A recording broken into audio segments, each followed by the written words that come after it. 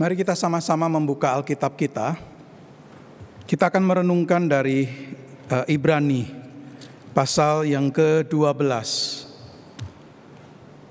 Kita merenungkan dari Ibrani pasal yang ke-12. Kita akan membaca ayat yang pertama hingga ayat yang ketiga.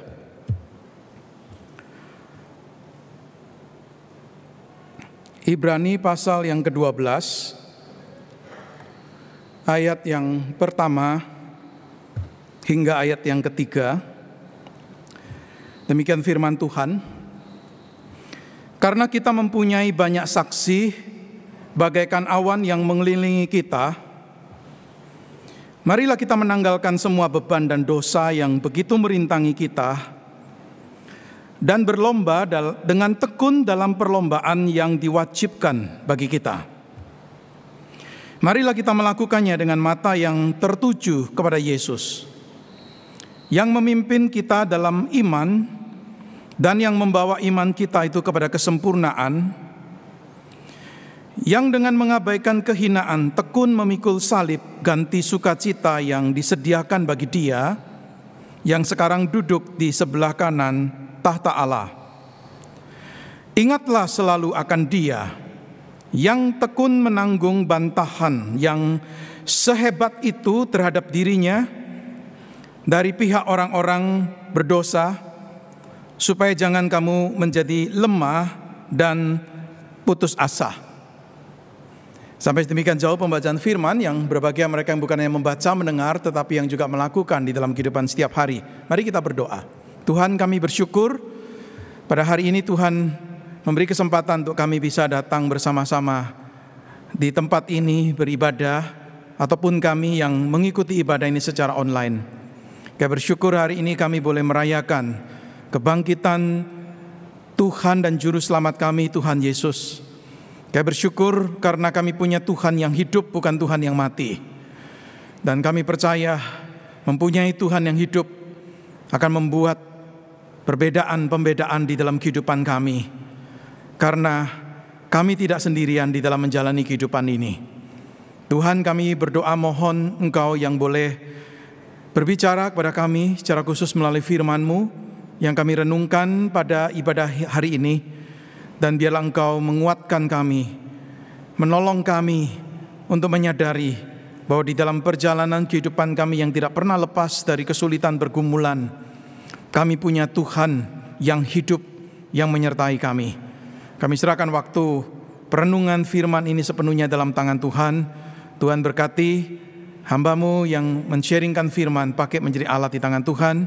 Tuhan berkati setiap kami, supaya kami juga bisa berfokus, berkonsentrasi dengan baik, mendengar dan mengerti yang Tuhan mau untuk kami mengerti, dan dengan pertolongan Tuhan kami dimampukan melakukan firman itu dalam hidup kami. Kami serahkan waktu ini dalam tangan Tuhan, dalam nama Tuhan Yesus, firman yang hidup kami berdoa. Amin. Ada seorang kenalan saya yang studi doktoral, studi S3 di satu sekolah di luar negeri. Orang ini pandai dan dia memulai studi doktoralnya dengan baik. Dia menjalankan semua kewajiban coursework-nya sampai ke tahap ujian komprehensif. Dia lewati dengan baik karena memang dia seorang yang cukup pandai.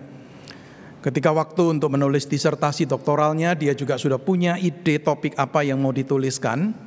Topik yang diusulkan juga sudah disetujui oleh dewan dosen di sekolah itu, dan dia sudah bisa memulai menulis disertasi doktoralnya. Tetapi entah kenapa bertahun-tahun lewat dan dia tidak pernah menyelesaikan disertasi doktoralnya. Sampai akhirnya kemudian dinyatakan gagal karena sudah melewati batas waktu yang ditentukan. Saya melihat yang sama terjadi juga pada beberapa orang yang saya tahu, bukan hanya orang ini, yang tidak bisa menyelesaikan studinya dengan baik. Dalam menjalankan studi kita tahu, memulai studi itu penting.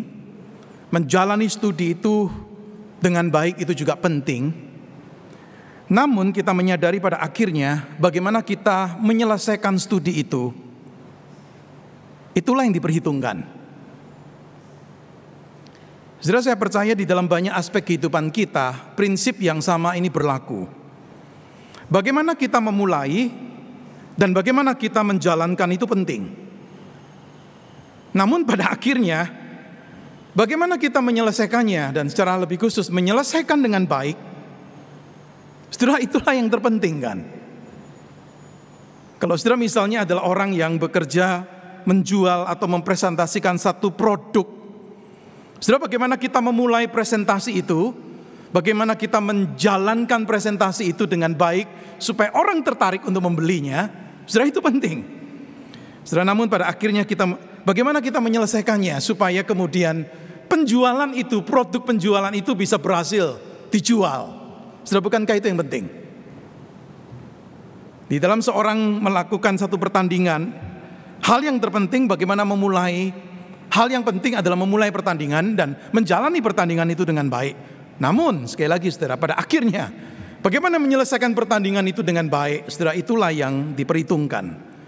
Saudara, tidak berat, tidak sulit untuk memulai sesuatu, tetapi berat atau sulit untuk menyelesaikan dan menyelesaikannya dengan baik. Saudara, saya percaya bahwa prinsip yang sama itu juga berlaku di dalam dalam perjalanan hubungan kita dengan Allah, di dalam kehidupan iman kita nih. Saudara, kita mengenal ada orang-orang yang memulai dengan baik, menjalani dengan baik, tetapi pada akhirnya itu tidak bisa finishing well. Di Perjanjian Lama kita melihat tokoh yang bernama Raja Salomo. Pada waktu dia menjadi seorang raja, betul-betul dengan rendah hati dia datang kepada Tuhan, berdoa memohon untuk hikmat dalam memimpin sebagai raja. Dan dikatakan dengan jelas sekali, akhirnya Tuhan mengabulkan dan dia menjadi seorang raja yang melebihi semua raja yang lain. Tetapi kemudian kita tahu bagaimana pada masa tuanya. Karena punya istri yang cukup banyak, akhirnya istri-istrinya itu mencondongkan hatinya kepada Allah-Allah bangsa lain dan membuat Salomo akhirnya tidak sepenuh hati beribadah, berpaut pada Tuhan. Setelah di Perjanjian Baru kita melihat tokoh yang bernama Demas. Ini rekan kerja Paulus. Pertama kali dicatat itu di Filemon pasal yang pertama, dikatakan dia teman sekerja Rasul Paulus ini. Di Kolose pasal 4 dia disebutkan lagi namanya. Tetapi kemudian dikatakan begini di 2 Timotius pasal 4. Demas mencintai dunia ini dan meninggalkan aku. Saudara, di luar contoh Alkitab ini saya percaya di antara orang-orang yang kita kenal, pasti ada orang-orang yang kita tahu telah memulai perjalanan atau kehidupan imannya dengan baik, tetapi tidak menyelesaikannya dengan baik. Sejumlah orang mungkin disibukkan dengan kariernya atau dengan pengejaran akan uang atau sesuatu, akhirnya fokus pada Tuhan itu sudah tidak ada lagi. Sebagian orang mungkin naik ke jabatan atau posisi tertentu dan justru dia terjatuh dalam skandal ketika menjabat di posisi yang tinggi itu. Apakah mungkin menyalahgunakan keuangan atau kegagalan rumah tangga dan sebagainya. Sebagian orang mungkin sudah menjadi putus asa karena apa? Karena tekanan hidup, beban hidup, penderitaan, sehingga akhirnya sudah merasa bahwa saya nggak bisa berharap lagi. Give up dengan imannya, berhenti berharap pada Allah dan mungkin juga berhenti datang ke gereja. Ada sebagian orang mungkin kecewa dengan gereja, kecewa dengan mungkin orang-orang tertentu di dalam gereja dan akhirnya kemudian mereka tidak mau datang lagi ke gereja, bahkan kemudian meninggalkan iman. Dan setelah saya percaya masih banyak mungkin contoh-contoh lain yang kita bisa dapatkan, saudara. Saudara, salah satu ajaran yang sangat penting sekali di dalam kekristenan itu adalah apa yang dikatakan oleh Yesus sendiri. Orang yang bertahan sampai kesudahannya akan selamat. Bukan bagaimana kita memulai itu yang penting, tetapi bagaimana kita bertahan, bertekun, dan menyelesaikan. Seperti yang Paulus pernah katakan, aku telah mengakhiri pertandingan yang baik, aku telah mencapai garis akhir, dan aku telah memelihara iman. Saudara, saya harap itu menjadi satu inspirasi untuk saudara dan saya. Ibrani 12 ayat 1 sampai 3 yang tadi kita baca itu sudah mengumpamakan kehidupan iman kita itu seperti satu perlombaan lari. Setiap orang percaya, saudara dan saya, itu digambarkan seperti pelari di dalam perlombaan lari ini. Saudara, kita semua masuk dalam perlombaan lari ini. Gak ada pilihan. Artinya dari sejak kita ini diselamatkan sampai nanti kita meninggalkan dunia ini, kita itu sepertinya berlari di dalam perlombaan lari ini. Dan ini disebutkan sebagai perlombaan lari yang diwajibkan bagi kita, yang ditetapkan bagi kita. Sepertinya saudara, setiap kita ini punya jalur larinya masing-masing yang harus diselesaikan. Ada hal-hal tertentu yang harus kita lakukan. Ada tempat-tempat tertentu yang mungkin Tuhan ingin untuk kita ke sana, untuk kita lakukan sesuatu di sana. Ada tantangan-tantangan tertentu yang Tuhan memang hadirkan untuk kita hadapi. Setiap kita ini sepertinya punya jalur larinya masing-masing di dalam perlombaan lari ini. Dan Ibrani 12 ini mengingatkan kita untuk berlomba dengan tekun. Saudara, penulisnya meminta kita ini untuk memiliki patient endurance. Saudara, satu ketekunan yang sabar, satu kesabaran yang membuat bisa bertekun sampai akhir. Dan bahkan dikatakan di sini kalau ada halangan atau rintangan, ayo hadapi dan kalahkan itu. Maka diminta kita dipanggil untuk meninggalkan semua beban dan dosa yang merintangi. Anything, apapun yang menghalangi itu, yang merintangi, ayo dihadapi, bukan diratapi, tetapi dihadapi dan dikalahkan, sehingga bisa bertekun sampai akhir menyelesaikan pertandingan itu. Saudara, bicara ketekunan kita tahu ini determination, satu determinasi, ketetapan hati yang sangat kuat sekali untuk terus dan terus nih. Meskipun mungkin keadaan sekitar, kesulitan, tantangan, ataupun keinginan di dalam diri kita mendorong kita untuk apa? Give up deh, nyerah deh. Tetapi orang yang bertekun adalah orang yang tetap akan bertahan. Saudara, saya percaya panggilan untuk kita bertekun itu adalah panggilan yang memang diberikan Allah. Dimanapun dan kemanapun Allah memimpin kita, bertekun di dalam segala keadaan yang Tuhan ingin untuk kita menyelesaikan, berpegang teguh pada keyakinan iman kita, kepercayaan kita, dan ketika kita bisa menyelesaikan dengan baik, itulah kemenangan. Jadi kemenangan ini bukan kemenangan versi kesuksesan versi dunia, tetapi kita bicara kemenangan iman dalam pengertian bisa bertekun sampai akhir. Jadi kalau ada panggilan untuk bertekun, itu mengindikasikan satu hal, yaitu apa? Ini perlombaan lari, bukan jarak pendek. Ini perlombaan lari yang mungkin jarak jauh, yang berat. Maka metaforal lomba lari ini menunjukkan kepada kita, kehidupan Kristen itu sulit. Kehidupan iman itu tidak mudah karena membutuhkan dedikasi, membutuhkan fokus, membutuhkan satu perjuangan usaha keras untuk kemudian bisa dijalani dengan setia, membutuhkan determination ini. Dalam perlombaan lari yang jarak jauh ini, pada permulaannya itu nggak ada masalah, bisa lari dengan cepat, dengan semangat. Tetapi mulai letih, mulai capek, mulai putus asa dan mau menyerah ketika apa? Ketika sudah beberapa lama berlari, mulai banyak tantangan, mulai banyak kesulitan, membuat letih, capek nih. Dan saudara, perjalanan kehidupan kita sebagai seorang beriman itu seperti itu nih. Penuh pergumulan, penuh tantangan. Musa itu pernah berkata di Mazmur 90, hidup kami ini 70 tahun jika kami kuat 80 tahun. Dan apa yang dibanggakan? Dia mengatakan kebanggaannya itu adalah kesukaran dan penderitaan. Saudara, hidup di tengah-tengah kondisi yang seperti ini, penuh dengan pergumulan, tekanan ini, tidak mudah, saudara. Nggak ada manusia normal, termasuk saudara dan saya, yang akan lepas dari pergumulan ini, yang akan lepas dari kesulitan dan permasalahan hidup. Banyak hal yang bisa membuat kita itu seperti capek, letih, nggak bersemangat, bergumul keras, dan ingin untuk menyerah. Tapi dipanggil untuk bertekun.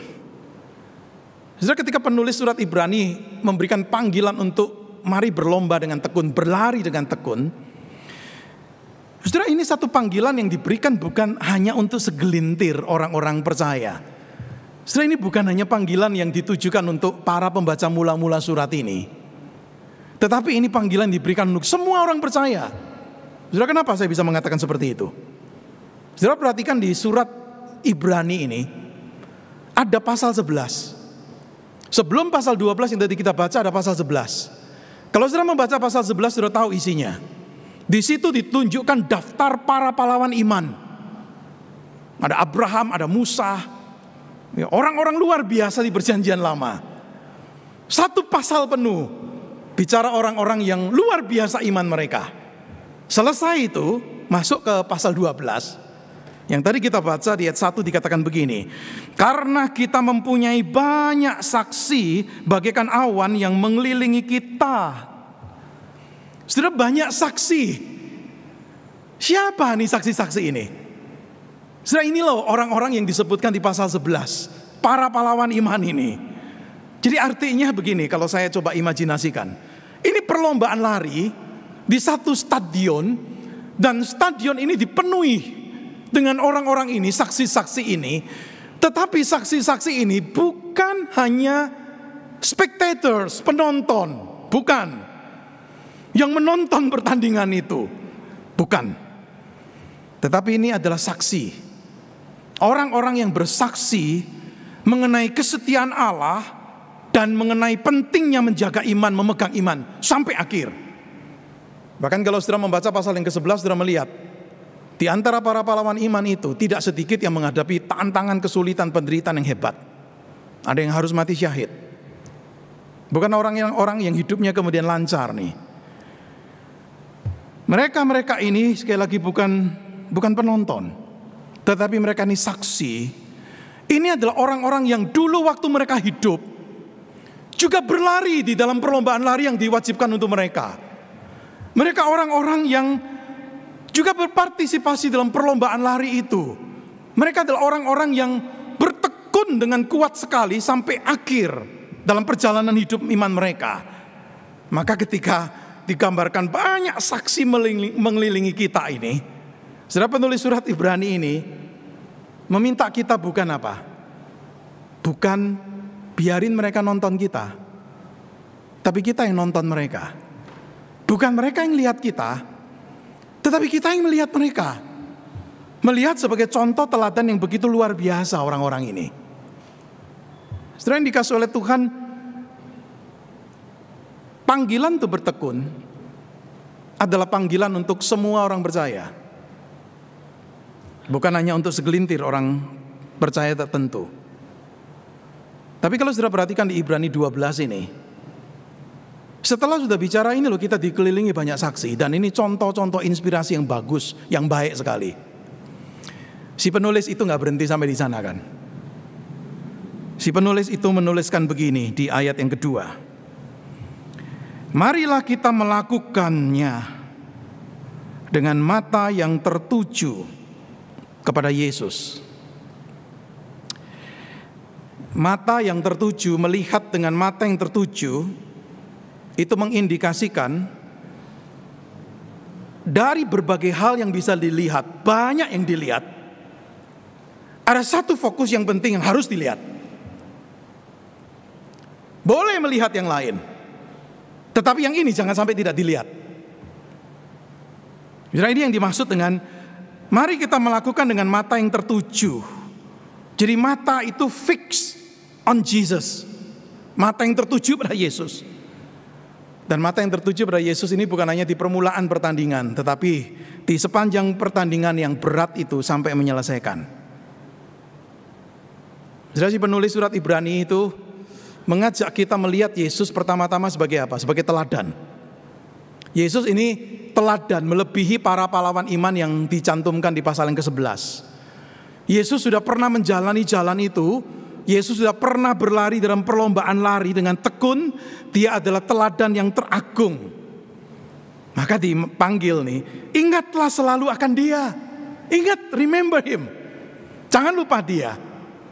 Lalu dikatakan begini di ayat yang kedua, dia mengabaikan kehinaan, tekun memikul salib, ganti sukacita yang disediakan bagi dia yang sekarang duduk di sebelah kanan tahta Allah. Saudara perhatikan kalimat ini mengingatkan kita Jumat Agung. Dia memikul salib.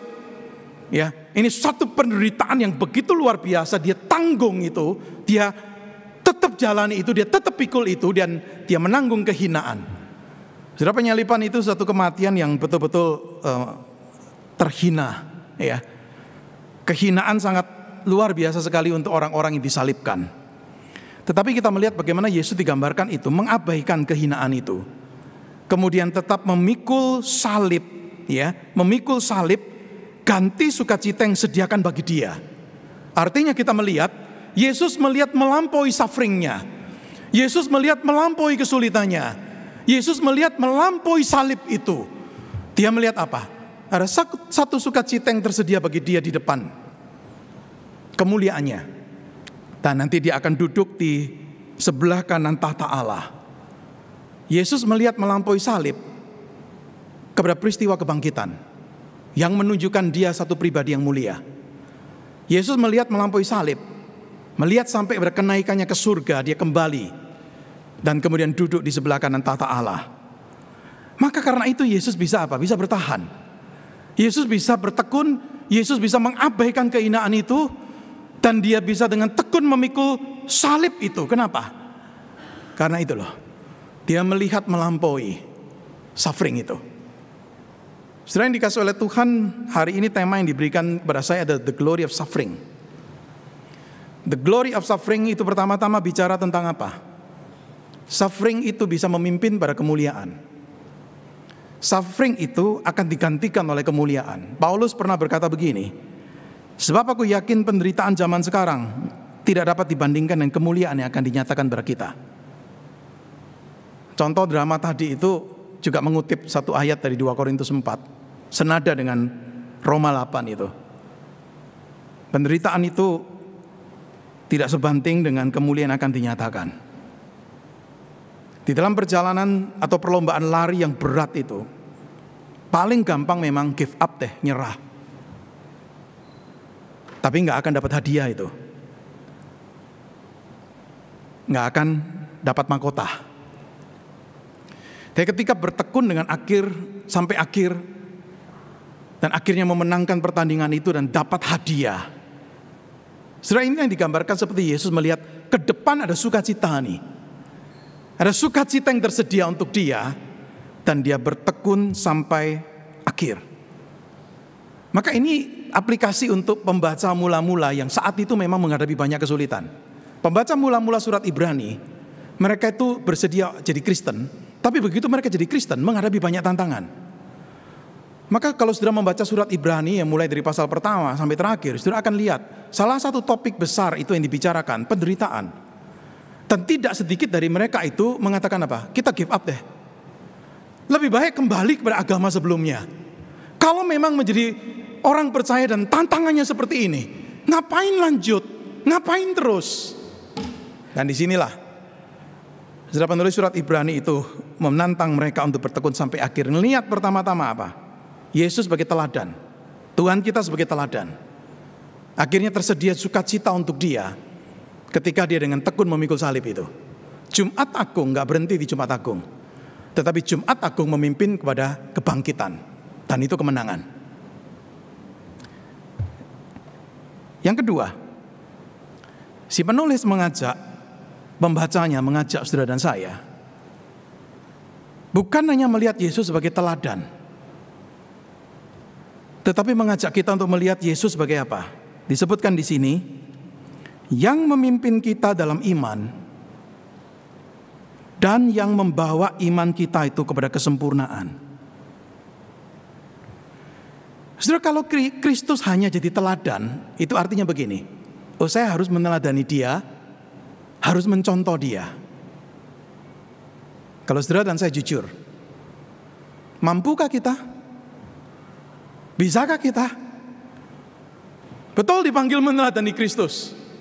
Tapi waktu kita melihat begitu banyak kelemahan, kekurangan, kebobrokan kita nih, akhirnya kita dengan jujur, dengan rendah hati akan berkata apa? Saya nggak mampu, nggak akan bisa. Maka bersyukur penulis surat Ibrani ini nggak hanya memanggil kita untuk remember him, ingat dia nih, teladan yang teragung. Tetapi justru yang utama dia menekankan ini. Yesus adalah yang memimpin kita dalam iman dan yang membawa iman kita itu kepada kesempurnaan. Jadi bukan hanya melihat Yesus sebagai teladan yang memberikan inspirasi, tetapi melihat Yesus sebagai sumber kekuatan, sumber pertolongan. Karena dialah yang bisa bukan hanya membawa kita pada iman, tetapi memimpin iman kita kepada kesempurnaan. Saudara, ketika kita menjadi orang percaya, jelas sekali Alkitab menunjukkan bukan karena kemauan kita, tetapi karena Dia yang membawa kita untuk bisa beriman. Yesuslah yang memimpin kita dalam iman, membawa kita menjadi orang beriman nih, menginisiasi iman itu, menganugerahkan iman itu. Sehingga ketika kita ini memulai pertandingan lari itu, kita tahu yang membuat saya masuk ke pertandingan ini adalah Yesus. Karena Dia apa? Dia memimpin, Dia membawa saya dalam iman ini. Tetapi nggak berhenti sampai di sana kan. Dikatakan Dia membawa iman kita kepada kesempurnaan.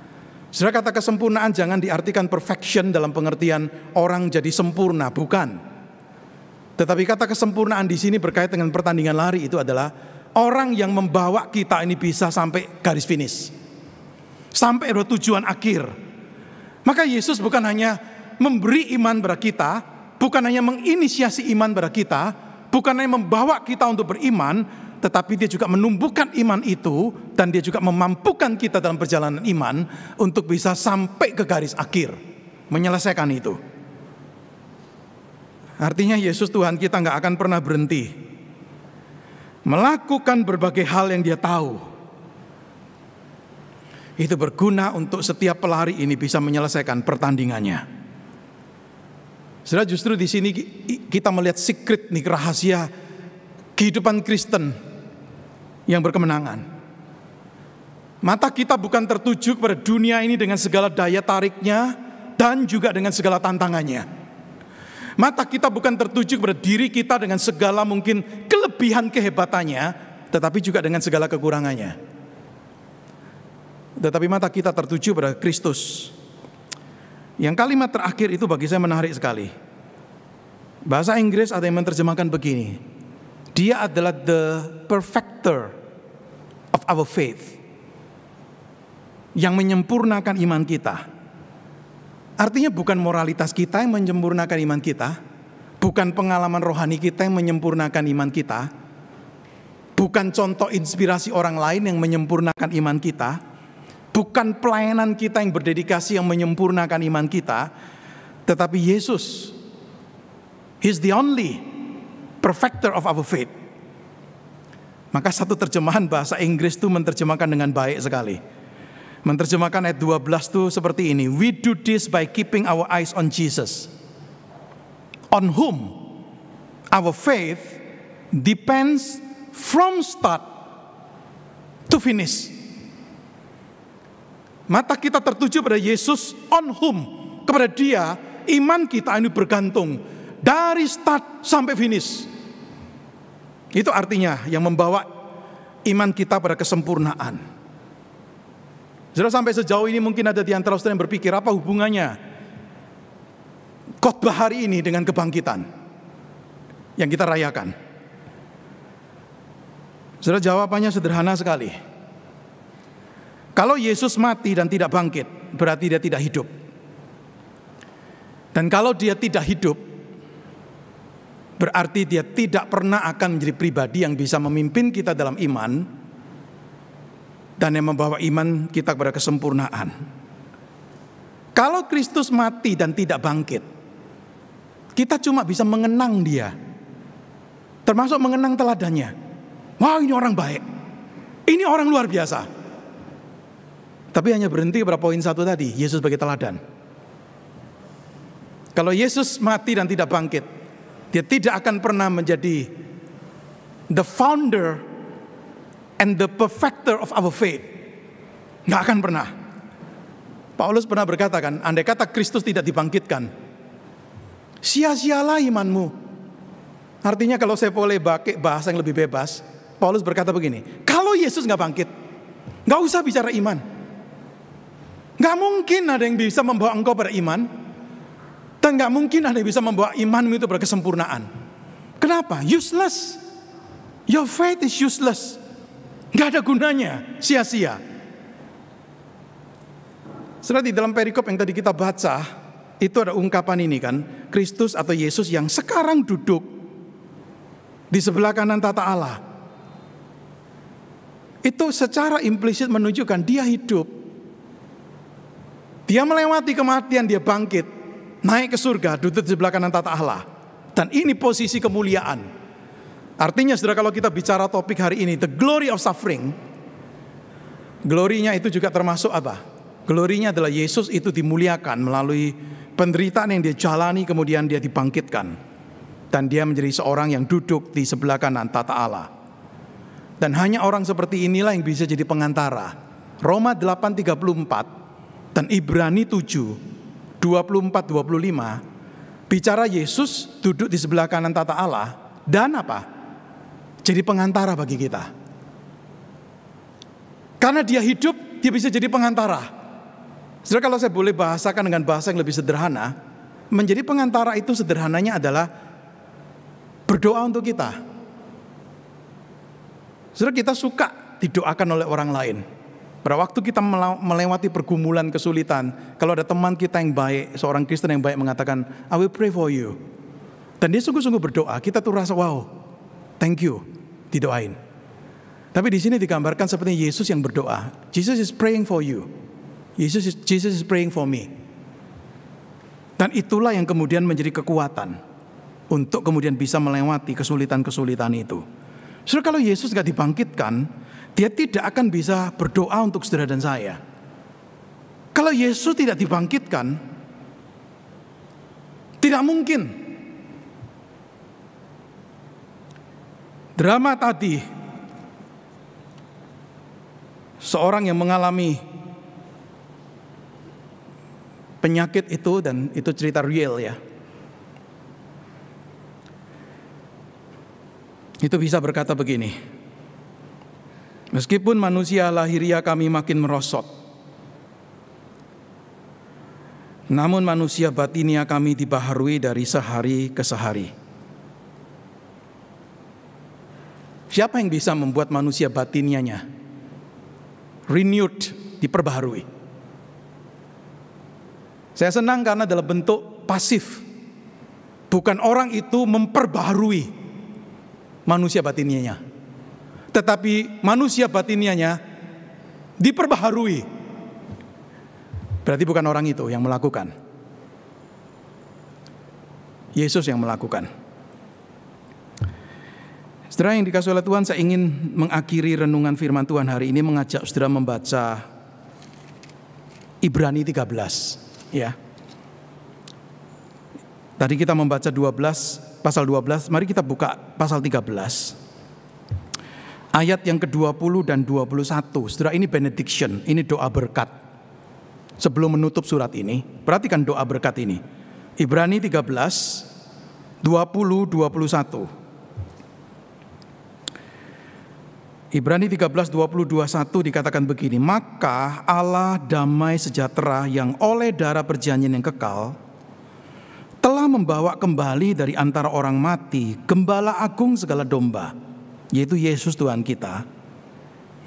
Kiranya memperlengkapi kamu dengan segala yang baik untuk melakukan kehendak-Nya dan mengerjakan di dalam kita apa yang berkenan kepadanya oleh Yesus Kristus. Bagi Dialah kemuliaan sampai selama-lamanya. Amin.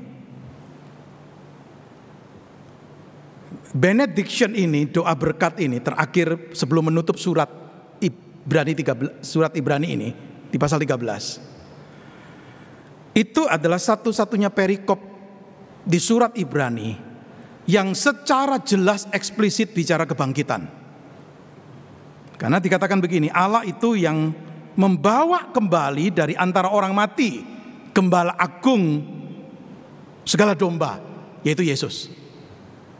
Lalu dikatakan begini, Allah yang sudah membangkitkan Yesus itu juga adalah Allah yang memperlengkapi kamu dengan segala yang baik untuk melakukan kehendak-Nya. Saudara, bukan kita yang melengkapi diri kita, bukan orang lain memperlengkapi diri kita, tetapi Allah yang memperlengkapi dengan segala yang baik untuk kita bisa melakukan kehendak-Nya. Lalu dilanjutkan juga dengan apa? Mengerjakan di dalam kita apa yang berkenan kepadanya. Bukan kita mengerjakan di dalam diri kita untuk berkenan kepadanya, tetapi Allah yang dikatakan mengerjakan di dalam kita apa yang berkenan kepadanya. Berarti sumbernya siapa? Bukan diri. Sumbernya adalah Allah. Allah yang memperlengkapi supaya engkau bisa melakukan yang baik. Allah memperlengkapi supaya engkau bisa melakukan yang berkenan kepadanya. Tapi kalimat atau ungkapan yang penting di sini justru adalah apa? Oleh Yesus Kristus. Allah memperlengkapi, Allah mengerjakan oleh atau melalui atau through Jesus Christ. Jadi bicara kebangkitan, Kristus dibangkitkan dan Kristuslah yang memperlengkapi dengan segala yang baik untuk kita bisa melakukan kehendak-Nya. Kristus yang bangkit inilah yang mengerjakan di dalam diri kita apa yang berkenan kepadanya. Maka saya percaya seperti yang tadi saya katakan, tidak mungkin gadis yang di dalam drama tadi bisa berkata, manusia lahiriah kami semakin merosot, tetapi manusia batiniah kami diperbaharui hari ke hari. Kalau dia tidak memiliki Yesus di dalam hidupnya yang memperbaharui manusia batiniahnya, maka kita setuju dan mengaminkan lagu yang sering kita nyanyikan, because He lives, I can face tomorrow. Because He lives, all fear is gone. Because I know He holds the future.